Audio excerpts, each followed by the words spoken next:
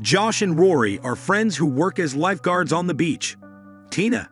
They do have something in common. She is Rory's sister and is about to marry Josh. Josh isn't feeling well because the night before was his bachelor party, so Rory went to do the routine safety buoy check instead.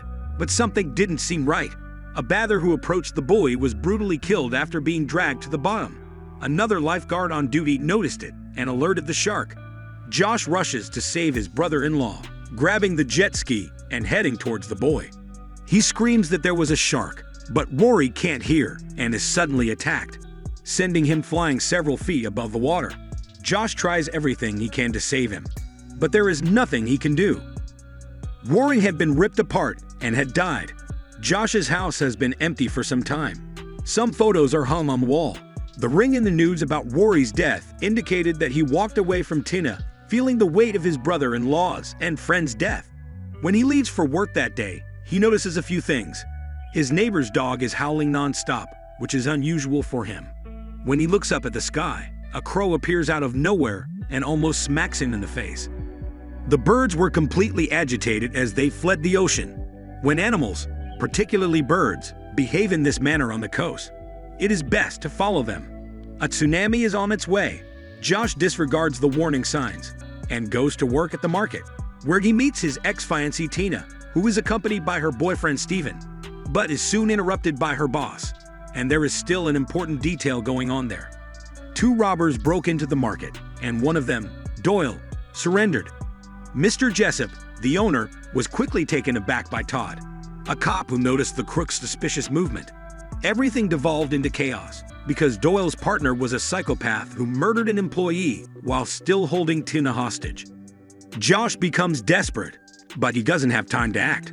A tremor ripped through the market, and as the sea began to recede, the tsunami arrived. An enormous wave has been dragging people like ants and destroying everything in its path, including the market, which has been racked by horrific scenes. Everything was completely flooded after the literal wave of chaos, and there were bodies floating in every corner of that market. Josh and the other survivors emerge and congregate on the shelves and freezers.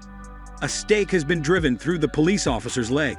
Jamie, his daughter, needs to stop the bleeding because his wound isn't splinted. When Josh discovers Tina is still alive, he rushes to her aid, but she is still in shock. A floating body is pulled down right behind them, in the parking garage. The situation has gotten even worse. Kyle and Heather are trapped in their car, which has become submerged in water. Their attention is drawn to a strange noise. Something appears to be circling the car. When Bully notices he has a presence outside, he becomes nervous. But for the time being, it's just a dark body. Brian is also trapped in his van in the parking lot. He's Jamie, the cop's daughter's boyfriend. In his case, he preferred to break the window in order to exit the vehicle and seek assistance. He then scales some concrete wreckage and notices a strange shadow in the water on the shelves. People are still debating what to do. Cell phones no longer work because they have become a sponge from absorbing so much water, which makes no difference because they would have no signal in the midst of a disaster. So they decide to swim outside and get help. When they make a decision, Bob goes to the warehouse, while Tina and Steven go to the main entrance. Something strange is going on everywhere, not just in the parking lot. Naomi noticed that a floating doll began to move on its own as Josh began to wash his wound in water. Josh immediately noticed and ordered everyone out of the water. Only the stupid failed to mention that it was a shark. Tina only received the warning because Josh yelled at her to get out. They abandoned Bob, who had no idea what was going on. He is attacked by the animal and falls into despair. Jane tries to assist him by holding his arm. Only his arm remained because his body had already left. The shark wanted one more treat and slammed into the freezer, knocking Naomi into the water. They were able to pull her back, but it was a close call. They conclude that this monster must be a great white shark, at least 5 meters long, based on the size of its fin. There's not only one, but there's also one in the parking lot. Ryan continues his search for survivors, but all he finds are dead. Kyle and Heather are fighting over the phony shoe Kyle gave Heather. The guy wants to break the glass to get out, which would undoubtedly kill them both. Heather, on the other hand, unlocks the sunroof panel. The issue is that she noticed a not-so-friendly gigantic white shark strolling in front of the car. The shark decides to slam into the car windows, which are about to shatter.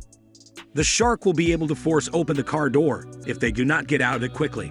Brian notices that the two are in danger and warns them to remain where they are. He had a strategy. He saws off a dead person's arm and waves it in the water, luring the shark with the blood, and yells for the couple to swim to his van. However, the damn shark shifted its course and approached them. Kyle threw the bully into the water so that the shark could eat him, and he could get into the car in time. Obviously, Heather is devastated and enraged with her boyfriend.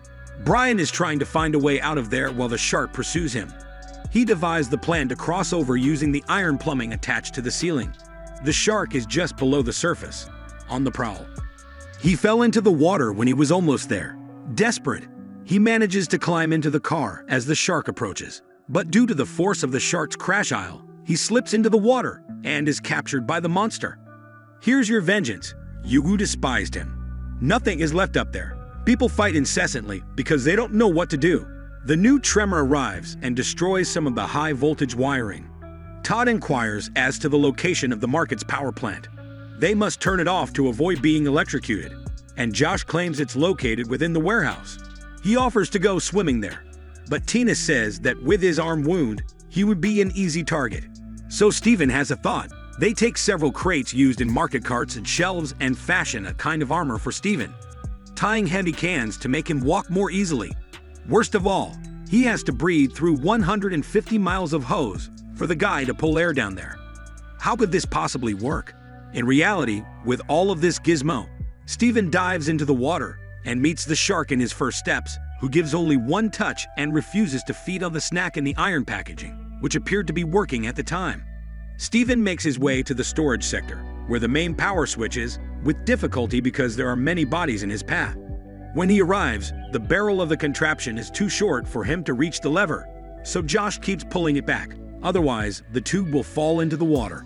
Instead of removing the cans first, and then the breathing tube, he preferred to do the opposite.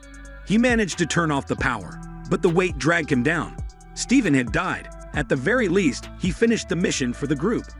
As Josh spoke with Todd, he realized that the air conditioning pipe might be an interesting way for them to escape.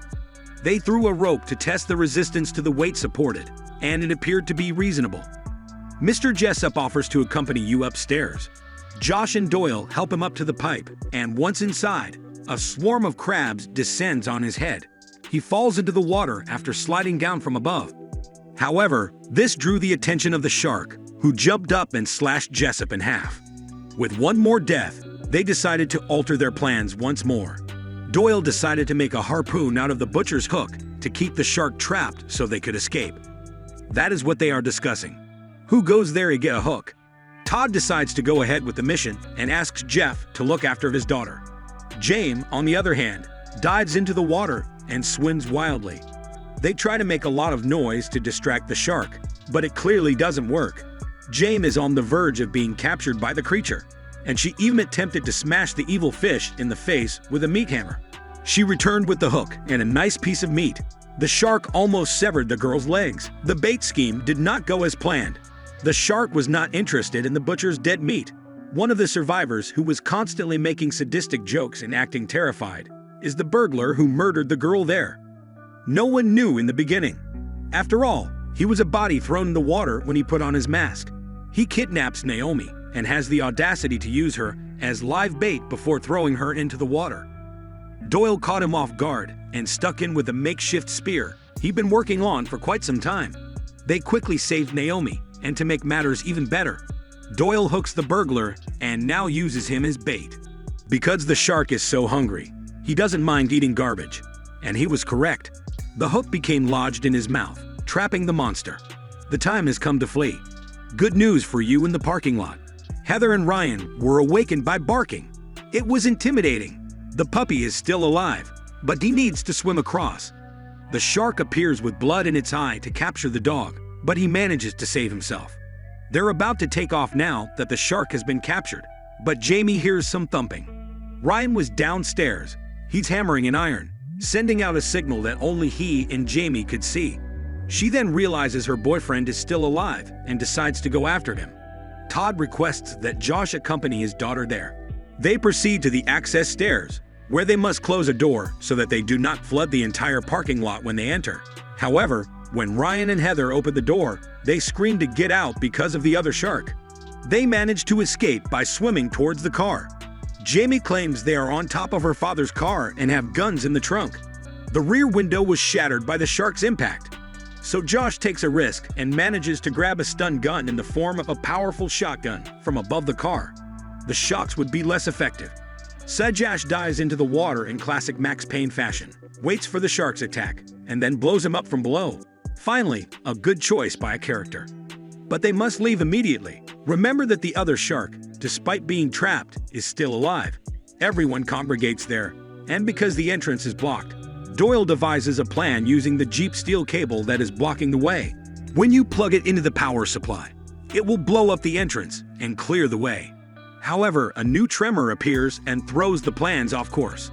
Everything begins to fall apart, and the shark, of course, escapes the hook.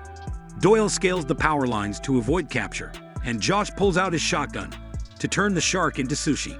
However, the weapon fails miserably in practice, so he runs down the ramp, hangs upside down from the ceiling, and when the shark jumps out of the water, he fires the stun gun right into the shark's nose, electrocuting it and turning it into a nice fried sushi.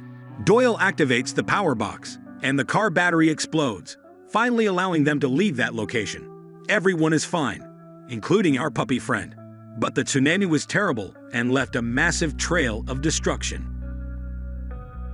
Well, folks, that concludes today's recap of Shark Bait.